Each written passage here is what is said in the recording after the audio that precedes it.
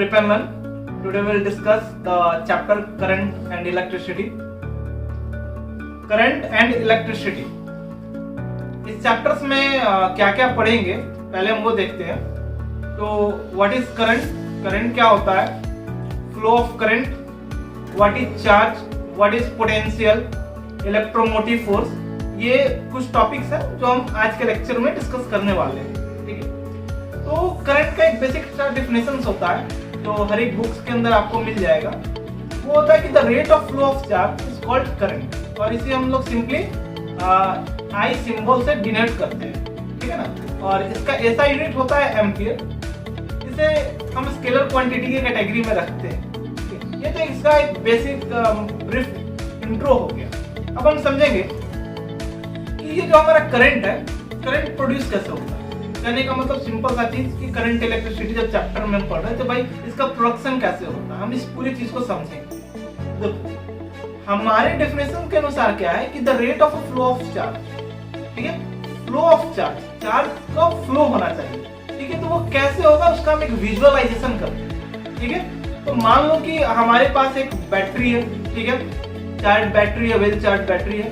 हमारे पास एक cylindrical conductor है जिसका लेंथ L है और उसका क्रॉस सेक्शन एरिया A है.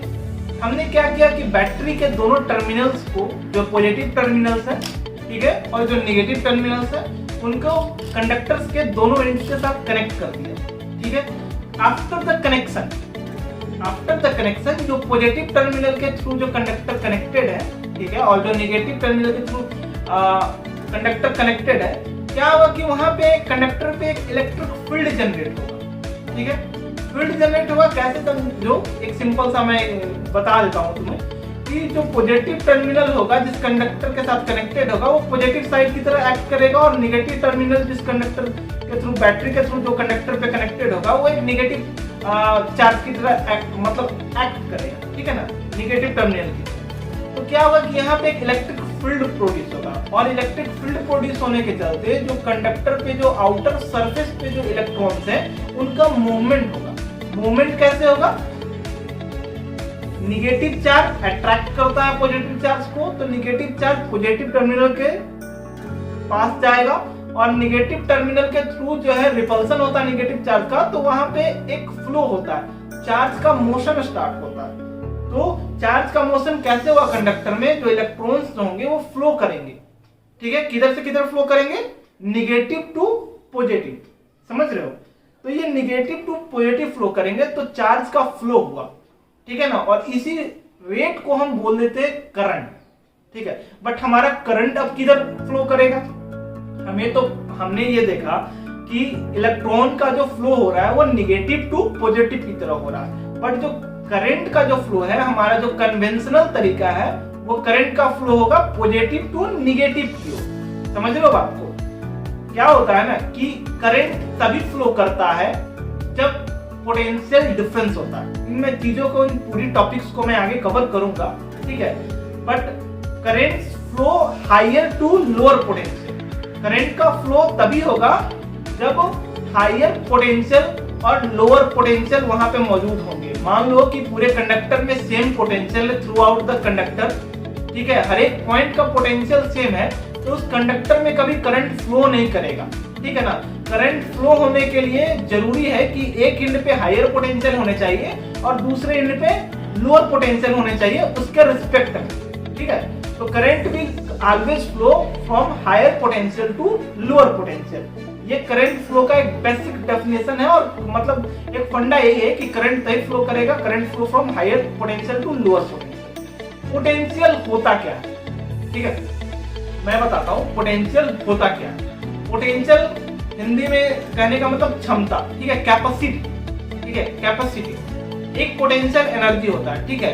तो कोई भी चार्ज का जो पोटेंशियल एनर्जी होता है, ठीक है ना, मान लो कि वो एक इलेक्ट्रिक फील्ड में जब हमारा कंडक्टर, ठीक है, तो वो एक चार्ज फ्लो किया. ठीक है. चार्ज फ्लो किया negative terminal to positive terminal. ठीक है ना. तो नेगेटिव पोटेंशियल से पॉजिटिव पोटेंशियल के थ्रू वो गया. ठीक है.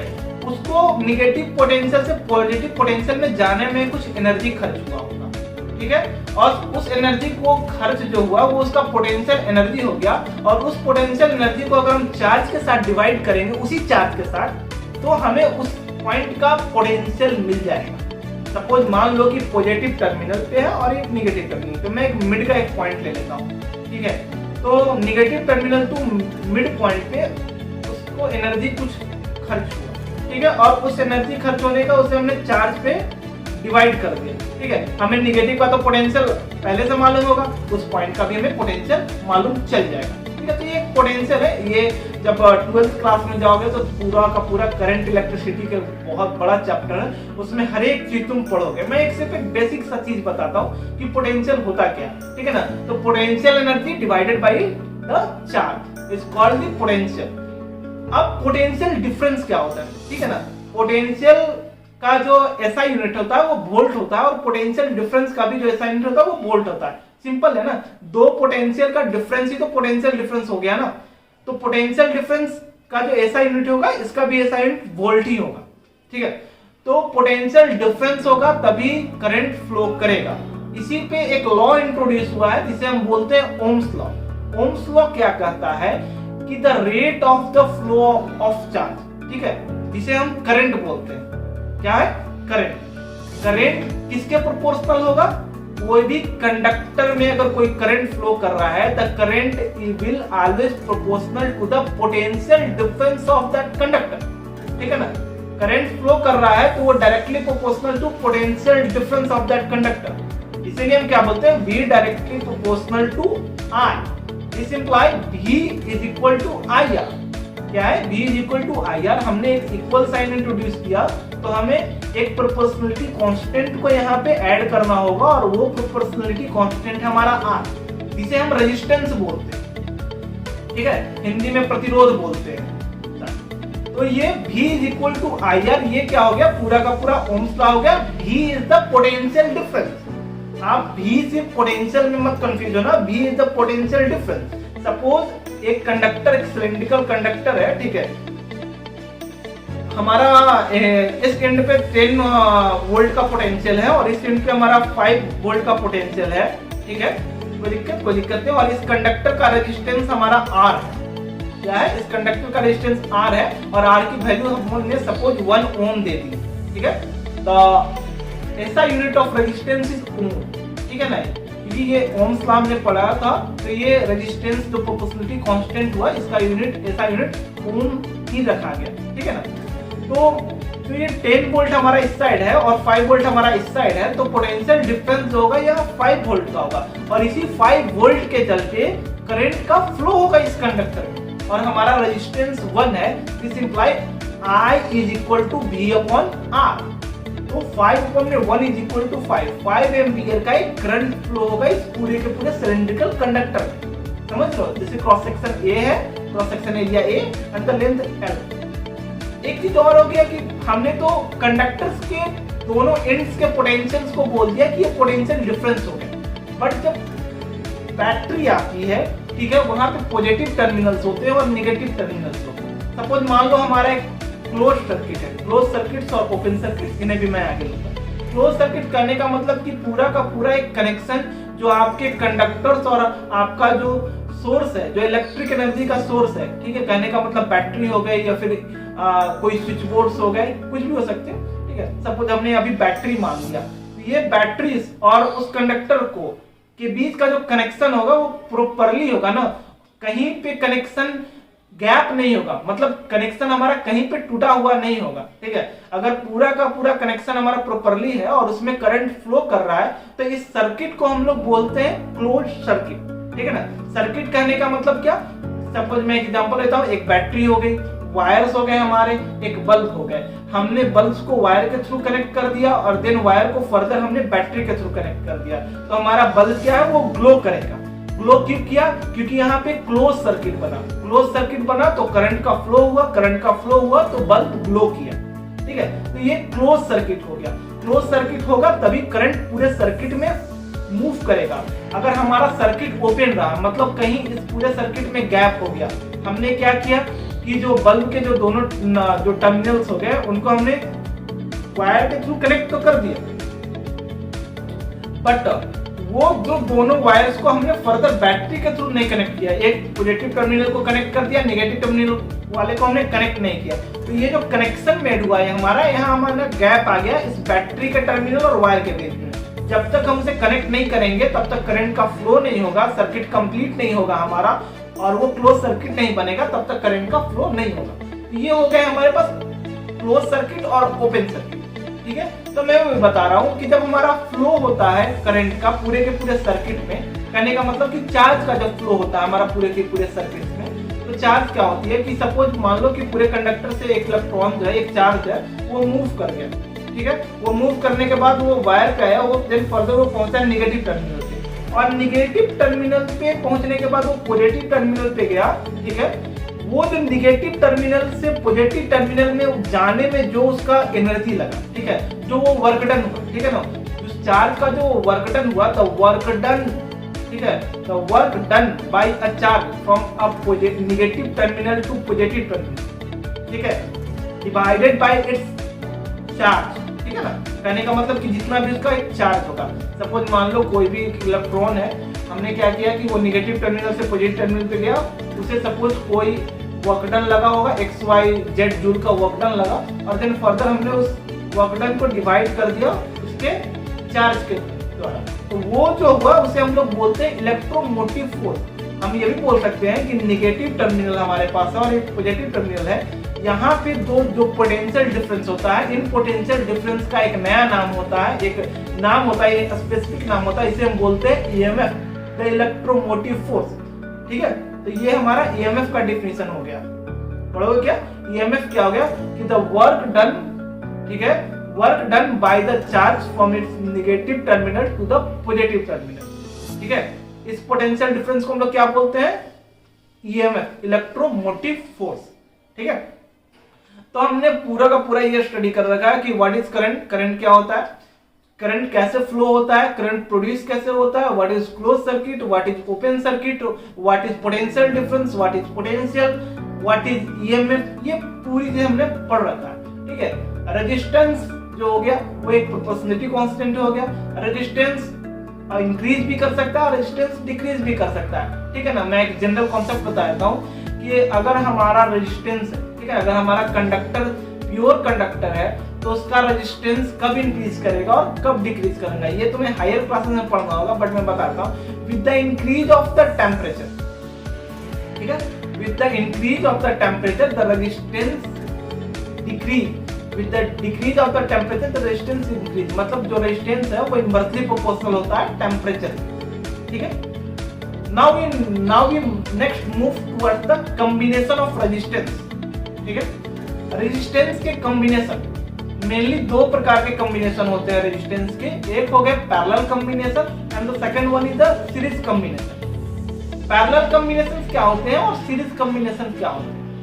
पैरेलल कॉम्बिनेशन कहने का मतलब कि हमारे जो घर के वायरिंग्स होते हैं, ठीक है, जो भी हमारे ऑफिस हो गए, घर हो गए, क्लासरूम्स हो गए, तो इन सारे के वायरिंग्स जो है वो पैरेलल कॉम्बिनेशन में, पैरेलल कॉम्बिनेशन में क्यों रहते हैं? क्योंकि मान लो अगर कोई भी एक बल्ब फ्यूज हो गया ना हमारा, ठीक है, तो हमारे उससे बाकी के इक्विपमेंट्स जो है हमारे इलेक्ट्रिक इक्विपमेंट्स, उन पे कोई असर नहीं पड़ेगा। मैंने क्या बताया थोड़ी देर पहले, तुम्हें पता है close circuit and open circuit. ठीक है, क्लोज सर्किट है तभी हमारा करंट का फ्लो होता है। ठीक है ना, तो सेम टू सेम ये होता है ना कि जो हमारा जो पैरेलल कॉम्बिनेशन होता है और सीरीज कॉम्बिनेशन होता है, ये कुछ ऐसे ही टाइप का एक्ट करता है।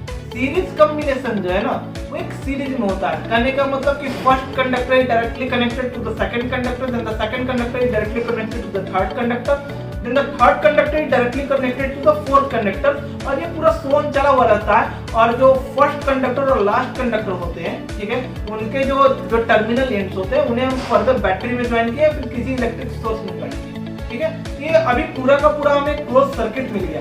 ठीक है ना, क्लोज सर्किट मिला, बट मान लो कोई एक कंडक्टर जो है हमारा थर्ड वाला कंडक्टर वो फ्यूज कर गया। फ्यूज कर गया कहने का मतलब कि वो हमारा नाकाम हो गया, उसमें करंट पास नहीं होगा। जब हमारा उसमें करंट पास नहीं होगा तो अब उसमें पूरे की पूरी सर्किट में करंट ही फ्लो नहीं करेगा, क्योंकि कनेक्शन गैप हो जाएगा। अब ये क्लोज सर्किट से ये ओपन सर्किट हो जाएगा, मतलब एक के खराब होने के चलते हमारा पूरा का पूरा कंडक्टर नहीं चलेगा, हमारे बाकी के इलेक्ट्रिक इक्विपमेंट्स नहीं चलेंगे। तो यहाँ पे क्या होता है ना कि करंट जो जाएगा हर एक सर्किट में वो सेम जाएगा, हर एक इक्विपमेंट्स में सेम जाएगा इस सर्किट में, ठीक है। बट पैरेलल के साथ क्या होता है, हर एक कंडक्टर जो होता है ना वो एक इलेक्ट्रिक सोर्स के थ्रू जुड़ा हुआ होता है, ठीक है।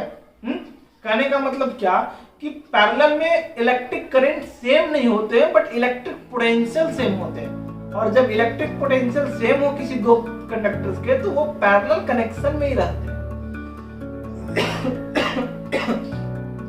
और जो सीरीज कनेक्शन हुआ हमारा, सीरीज कनेक्शन में अगर दो कंडक्टर्स, अगर एक कॉम्बिनेशन ऑफ 2 और 3 कंडक्टर्स और उन दोनों और तीनों कंडक्टर्स में अगर करंट जो फ्लो हो रहा है वो अगर सेम है, देन वो कॉम्बिनेशन जो हुआ हमारा वो सीरीज कॉम्बिनेशन हो गया, ठीक है।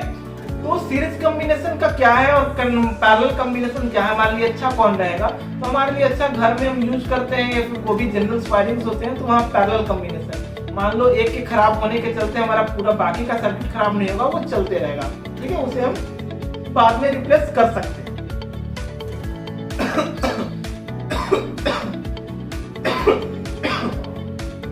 Now we move to the equivalent resistance. Equivalent resistance क्या होता है, ठीक है ना। Equivalent कहने का मतलब कि अगर 4 कंडक्टर्स हमारे सीरीज में या 4 कंडक्टर हमारे पैरेलल में है तो उन सारे कंडक्टर, चारों कंडक्टर को रिप्लेस करके हम एक नया कंडक्टर उसके जगह रखें और वो सेम वैल्यू का, ठीक है ना, हमें 4 कंडक्टर्स की जरूरत ना पड़े। तो सीरीज कनेक्शन में क्या होता है, सपोज हमारे पास 4 कंडक्टर हैं R1, R2, R3 and R4, ठीक है ना। तो हम इन्हें रिप्लेस करके हम एक नया कंडक्टर R इक्विवेलेंट बनाने हैं, ठीक है, R इक्विवेलेंट। तो R इक्विवेलेंट सीरीज कनेक्शन में हम कैसे निकालते हैं, तो जो भी कंडक्टर्स है उनके सारे को हम ऐड कर देते हैं, R1 plus R2 plus R3 plus R4, ठीक है। इसका जो एडिशन जो हमें मिलता है वो R इक्विवेलेंट होता है, मतलब इन चारों रेजिस्टेंस को रिप्लेस करके हम एक नया रेजिस्टेंस यहाँ रिप्लेस कर सकते हैं जिसकी जो वैल्यू होगी वो चारों कंडक्टर जो पहले थी उसके बराबर होगी, ठीक है। मतलब हमें 4 कंडक्टर का जरूरत ना पड़े, सेम वैल्यू की कंडक्टर हमने एक इंट्रोड्यूस कर दी। पैरेलल कंडक्टर के साथ क्या होता है, हम 1 में R equivalent is equal to 1 में R1 प्लस 1 में R2 प्लस 1 में R3 प्लस 1 में R4। हम इस कैलकुलेशंस का यूज करके हम पैरेलल कॉम्बिनेशन के लिए जो इक्विवेलेंट रेजिस्टेंस है उसे हम यूज कर सकते हैं, ठीक है ना, निकाल सकते हैं। सपोज मान लो कि एक रेजिस्टेंस R का है, ठीक है, 2 रेजिस्टेंस तुम्हारे पास आइडेंटिकल है, दोनों के रेजिस्टेंस है R, ठीक है। एक रेजिस्टर है R और अगला रेजिस्टर है उसका भी रेजिस्टेंस है R, ठीक है ना। तो इसे हमें सीरीज में कनेक्ट करना है, ठीक है। तो R plus R is equal to 2R। हमने क्या किया, ये दो रेजिस्टेंस जो है हमारा, जो R प्लस R, ये रजिस्टर बोल दो तुम, ये जो R प्लस R है इसके जगह हमने एक तीसरा रजिस्टर 2R का लिया है और ये दोनों रजिस्टर को हटा के ये 2R का रजिस्टर वहां पे इंट्रोड्यूस कर दिया, ठीक है ना। सपोज अगर R और R जो है दो सेम रजिस्टर जिसकी रेजिस्टेंस R है उसे हम पैरेलल में कनेक्ट करें तो 1 में R equivalent is equal to 1 में R प्लस 1 में R, ठीक है। After the calculation R equivalent is equal to R में 2, ठीक है। तो R में 2 हमारा R इक्विवेलेंट आया, कहने का मतलब कि ये दो रजिस्टर, ठीक है, जिसके रेजिस्टेंस R और R है, इसके जगह हमने नया रेजिस्टेंस इंट्रोड्यूस कर दिया जिसके रेजिस्टेंस कितनी होगी R/2, ठीक है ना। रेजिस्टेंस और रजिस्टर दोनों कंफ्यूज मत होना, ठीक है, रजिस्टर बोल दे, रेजिस्टेंस बात देखिए, हमारे डेली लैंग्वेज में यही यूज होता है। तो ये होगी पूरी की पूरी पैरेलल साथ सीरीज कॉम्बिनेशन, ठीक है, कहने का मतलब कॉम्बिनेशन ऑफ रेजिस्टेंस या कॉम्बिनेशन ऑफ रजिस्टर, ठीक है। तो ये हो गया हमारा पूरा का पूरा रेजिस्टेंस, ठीक है। अब हम मूव करते हैं भाई, जब कोई भी इलेक्ट्रॉन जो है, ठीक है, या फिर कोई भी चार्ज है हमारे पूरे सर्किट में मूव कर रहा है, ठीक है ना, वो मूव कर रहा है तो कुछ ना कुछ क्या होता है कि जो आउटपुट हमें मिलना चाहिए 100%, ठीक है, कहने का मतलब कि उसके द्वारा जो 100% आउटपुट मिलना चाहिए, जो करंट का जो जनरेशन होना चाहिए वो 100% नहीं हो पाता है, कुछ एनर्जी जो है वो कहीं खर्च हो जाते हैं। कहीं खर्च होने का मतलब, कहने का मतलब कि वो हीट के फॉर्म में क्या है कि वो हीट के फॉर्म में कन्वर्ट हो जाते हैं। सपोज मान लो कि हमारा जो हमने जो एक सर्किट तैयार किया, ठीक है, उसमें हमारा जो 70% की जो चार्ज का जो मूवमेंट हुआ, ठीक है, फ्लो ऑफ द चार्ज, ठीक है, उसमें हमें 70% ही करंट प्रोड्यूस हुआ, बाकी का 30% नहीं, ठीक है ना। तो वो क्या हुआ, 30% हीट में कन्वर्ट कर जाता है, ठीक है। और ये क्यों होता है ना, cause of heating effect of electric current, ठीक है, कहने का मतलब कि ये heating effect of electric current का कारण क्या है, ठीक है ना। तो ये हम बता दिए ना कि कि the heating effect is used in many appliances such as electric iron, electric heaters, electric geysers, etc.